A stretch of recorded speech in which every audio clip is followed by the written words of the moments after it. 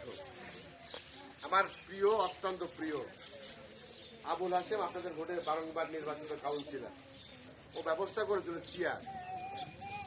উঠোন বৈঠকে চেয়ার চলে না। উঠোন মানে কি? উঠোন মানে উঠোন, এটা হয় কি কাছাকাছি বসা যায়, সবার কথা শোনা যায়। আমরা তো অনেক মিটিং করি, এই কোনো সময় কিন্তু এই মিটিং নারীরা উপস্থিত থাকে না, তাদের কথাও শোনা হয় না। আজকে কার মিটিং দিয়েছে, ওই যে কাশেম ভাই বসে আছে, কেন আসতে দেয়নি। শফিউল আলম বিশ্বাস আপনাদের ছেলে জেলা পরিষদের সদস্য, অনেক বড় নেতা। ওই যে টুকটুকে দেখতেছে আর বলতেছে কি আমার তোর বস্তি ডাউন। সলেমান মামার বাড়িতে বইছি, মামি থাকলে থাকতে পারে, কিন্তু মামা ওই ওখানে বসেই আছে। আমাদের এই মিটিং গুলো এমন যে এখানে শুধু নারী ও শিশু বিষয়ক পৌরসভার স্থায়ী কমিটির সভাপতি, আমার 7-8-9 কাউন্সিলর 12 বার নির্বাচিত, তিনি কাজের পুরস্কার